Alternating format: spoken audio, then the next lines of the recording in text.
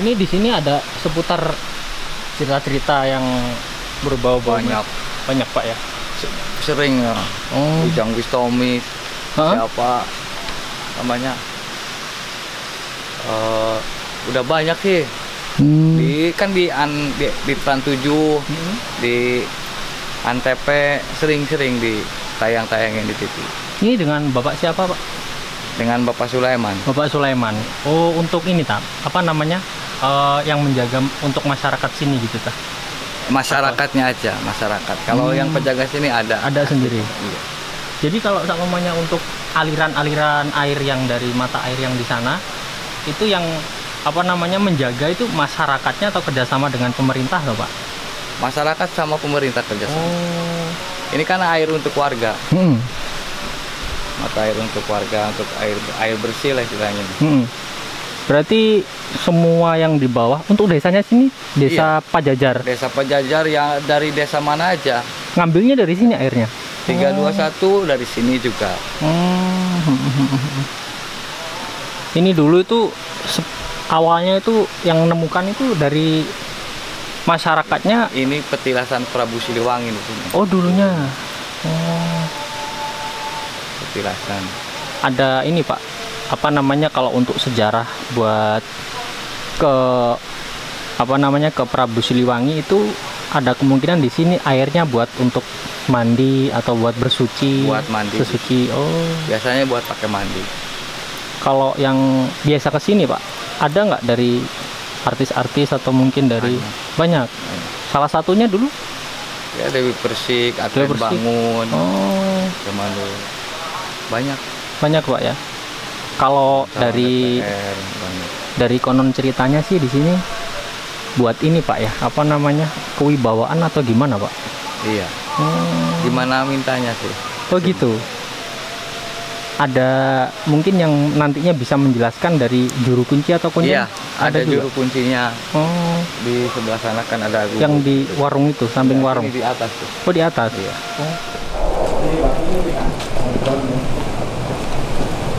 Jadi di tempat ini teman-teman biasanya banyak pengunjung yang melakukan mandi ritual semacam itulah, bukan hanya dari kalangan masyarakat biasa, ada yang diantaranya pejabat sampai ke artis-artis katanya.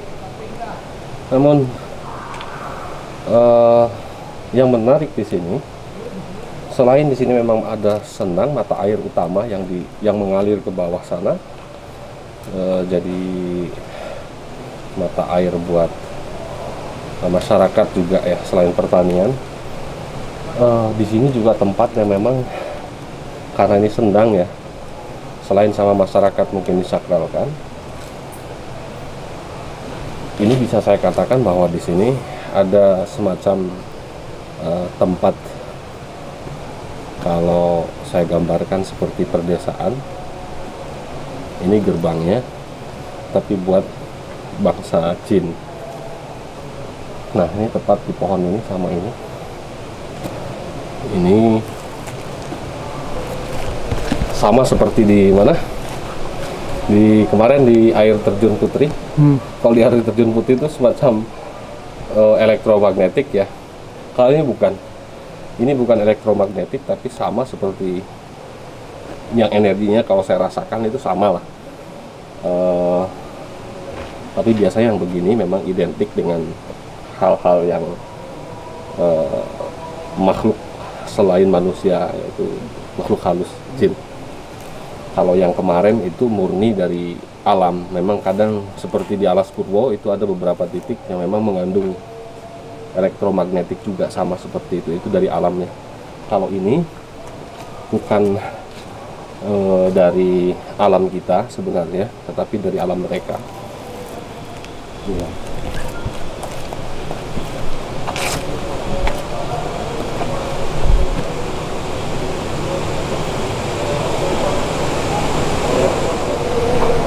Yang diselamatkan ini batu gede. Iya.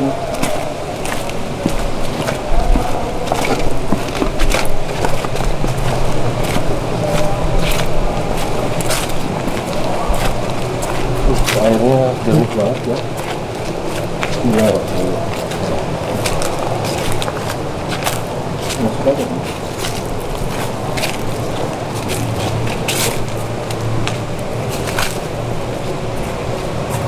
Allah Akbar. Sini. Ya.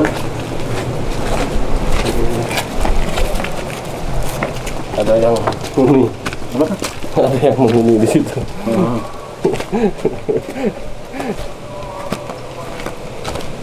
Kayak kurang welcome. Waktu itu makhluk jin bukan korin itu. Cuman bentar.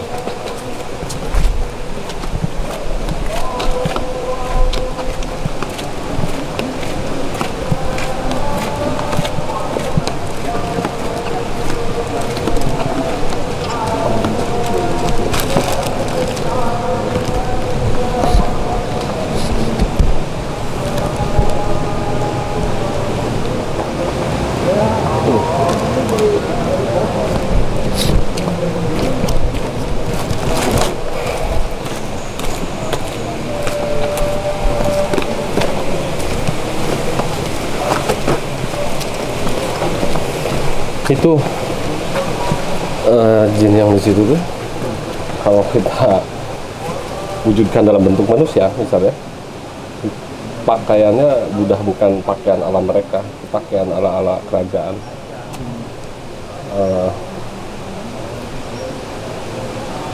Ada nama raja yang pernah di sini, Napa Berata di sini.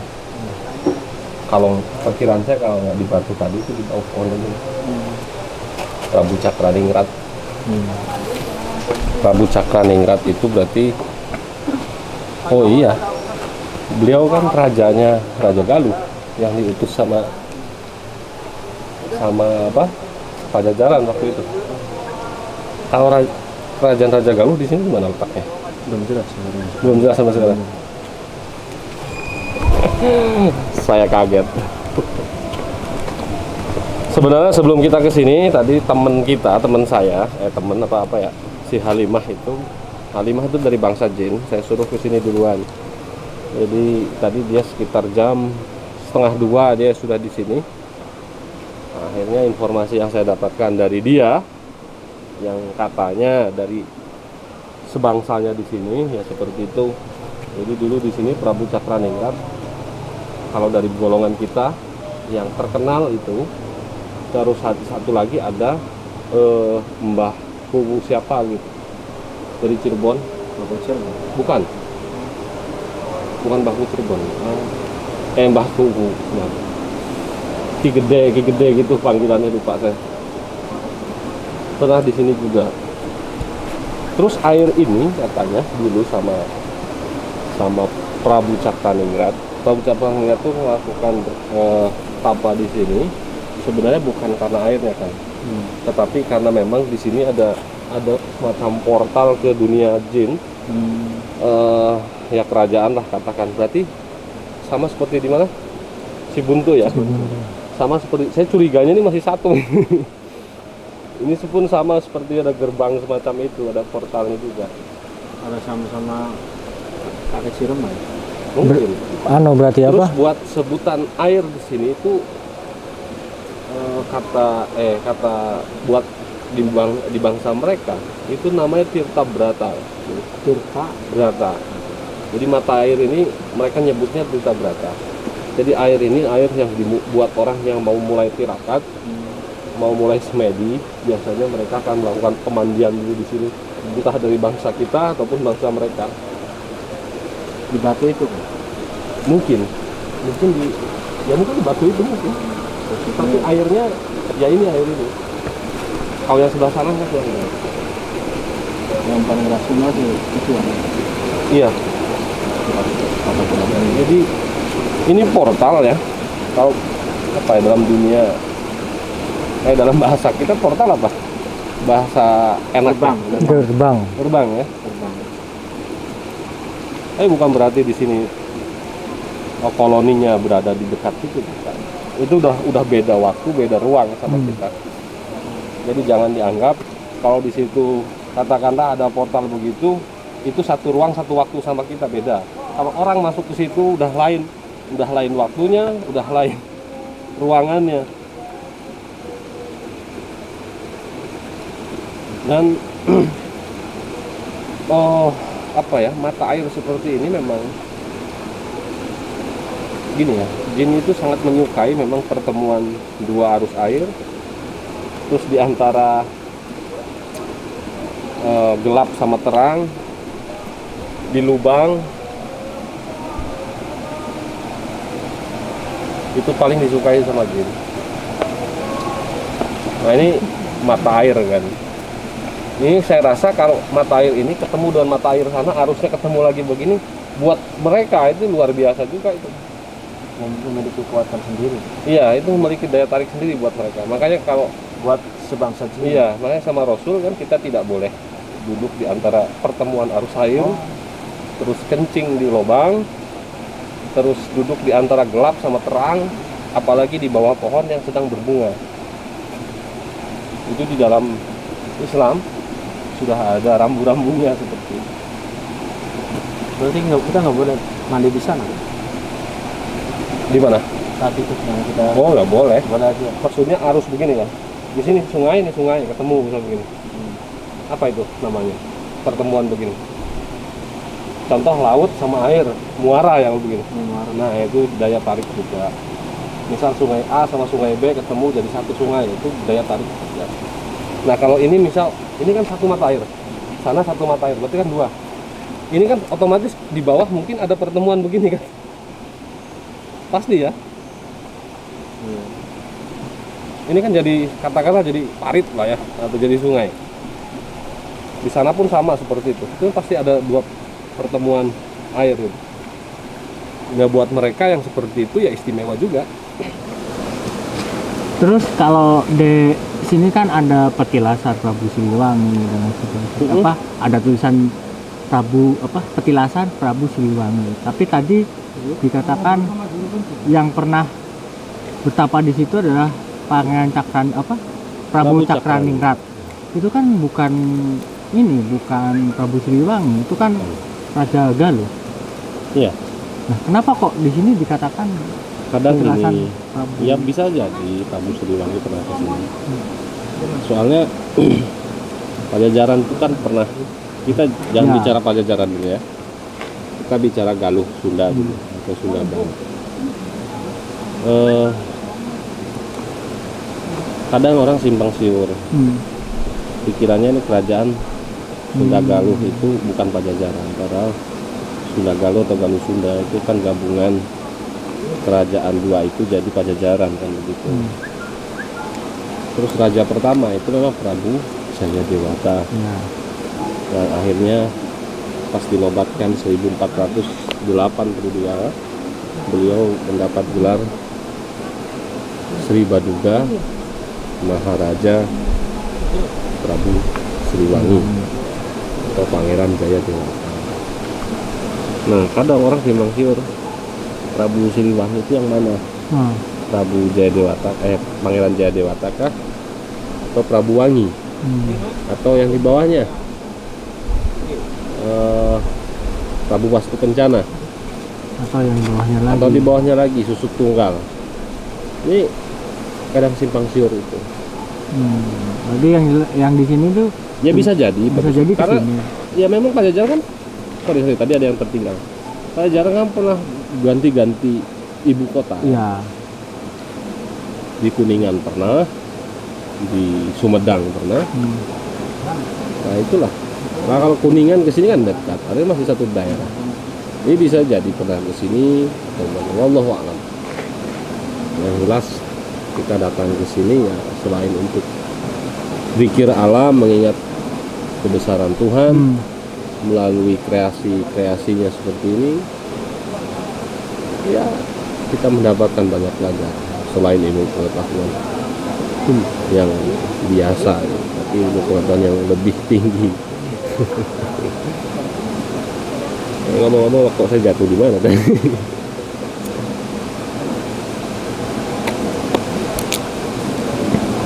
Kenapa jadi nama daerah ini nama Pajajar?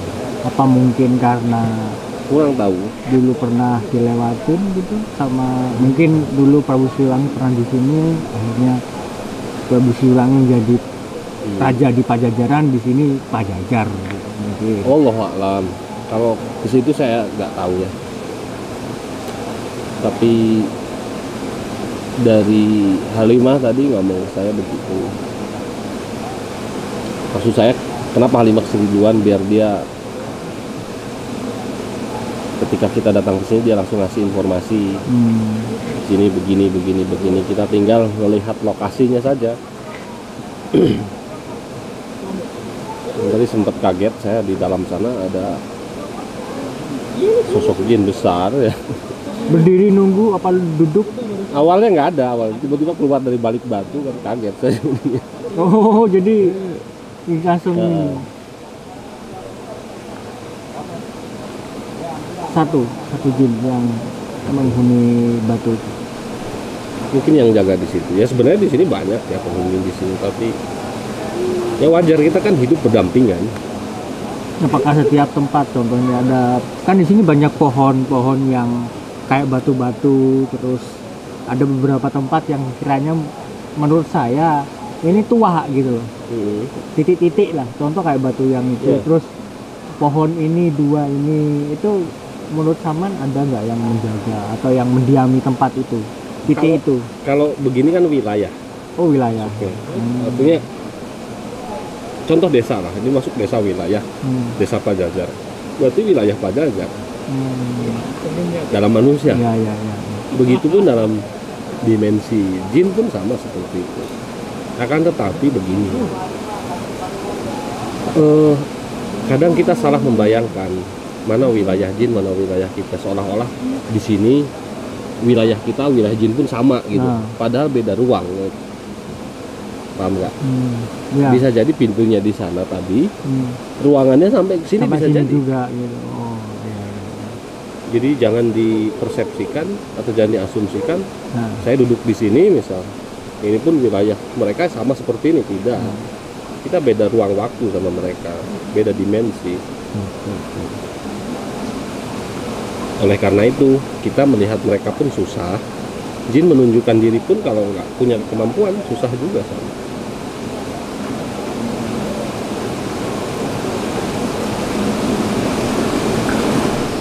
Oke, Assalamualaikum warahmatullahi wabarakatuh teman-teman, dulur-dulur semuanya dah. Saya sama Kang Aan sekarang lagi ada di Pajajar Majalengka. Ini versi live ya, lengkapnya nanti bisa dilihat di video offline ya. Jadi karena sekarang berhubung sudah gelap, ya, saya coba live sama Kang Aan di sini ngobrol-ngobrol seputar tentang Pajajar yang ada di sini. Kang Aan kan keluarganya di sini juga ya? Iya, di Kecamatan Raja Galuh, tapi jauh kan? Oh jauh ya. Jadi tahu lah sejarah di sini. Enggak. Oh enggak. Sering kesini tapi nggak tahu sejarahnya. Oh gitu. Tapi yang jelas tadi saya sudah datang ke tempat mata airnya yang ada di sini. Di sini ada 2 mata air ya, tapi saya melihat ke mata air yang ada di dalam lokasi sini.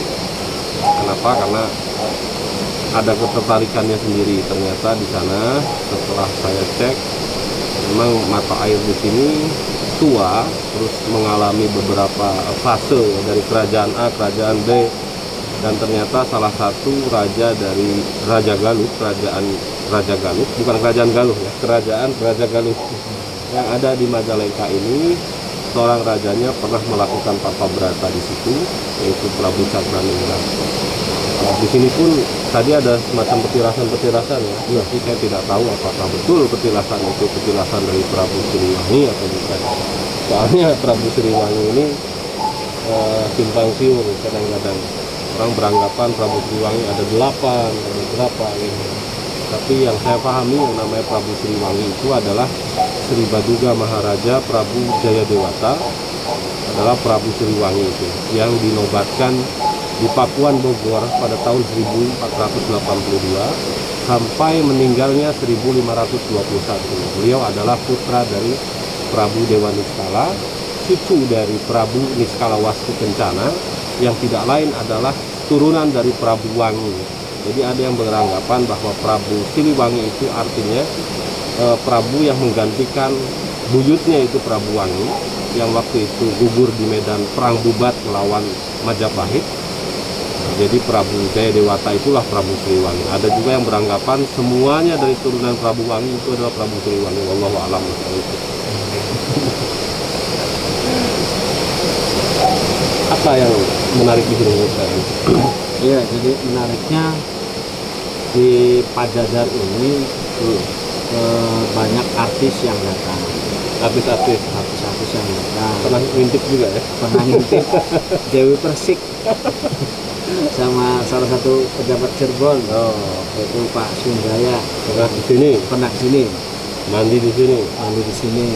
Dan setiap musim pencalonan, baik pencalonan kubu atau kepala desa, Banyak ya? dewan, bupati, konon banyak yang kesini. Bahkan diceritakan dulu konon Soekarno juga pernah Di sini. kesini. Nah terakhir itu belum lama anaknya si Guntur itu pernah kesini juga, datang ke sini juga, karena Soekarno itu kalau nggak salah pernah nanam pohon di sini. Oh gitu. Nanam pohon, dan Guntur anaknya itu nanam pohon juga di sini, tapi nggak tahu saya di mana pohonnya. Dan saya pernah itu ya beberapa kali kesini tuh banyak orang yang judulnya nganor perka, nganor perka terutama Mandi gitu. iya mandi cuci muka di mata air Padadar ini. Nah itu airnya mengandung kekuatan atau bagaimana? Kok bisa gitu ya? Iya. Ada ritual mandi. Iya, soalnya banyak sekali yang datang ke sini. Logikanya begini ya, mandi begitu. Saya jawab pakai logika dulu. Kita itu kan ada di diri kita itu ada fisik, ada non fisik, ada psikisnya juga. Artinya ada hal yang berbau metafisis. Metafisis itu di diri kita pun ada metafisis. Contoh, rasa kesal itu metafisis. Kenapa? Karena tidak berwujud tapi kita bisa merasakan. Itu kesal. Terus cinta itu pun metafisis. Dia nggak berwujud tapi kita bisa merasakan. Artinya begini, apakah air itu bisa berpengaruh atau tidak? Jangan jauh-jauh ke air. Ketika kita ini sedih, orang itu akan mencari situasi yang sekiranya tidak membuat dia sedih. Itu kan berpengaruh kan? Sama kan seperti itu. Intinya segala apapun yang ada di dunia itu pasti mempunyai fungsinya masing-masing. Seperti halnya kalau kita kotor, kita bisa mandi, atau di ruangan ada kotoran kita bisa bersihkan pakai sapu. Begitupun air itu punya buat membersihkannya juga. Cuman karena otak kita itu terlalu mendominasi hal-hal yang berbau fisik, air yang membersihkan kotoran yang terlihat sama mata. Kan seperti itu. Padahal kita itu di dalam diri kita pun ada hal-hal yang metafisik. Jadi sebenarnya apapun itu ada ngaruh ke metafisisnya juga. Contoh kalau kita sedih, kita nyari situasi di gunung katakanlah biar kita nggak sedih, akhirnya apa? Akhirnya dari sedih itu bisa hilang. Hilangnya inilah ke metafisik. Apa? Nge-close sendiri tadi. Nah terus? Ini udah diresum udah. Kira-kira seperti itu kan? Nah terlepas air itu, yang jelas nggak cuma air, apapun benda itu pengaruhnya nggak cuma ke fisik saja, tapi ke psikis pun ada.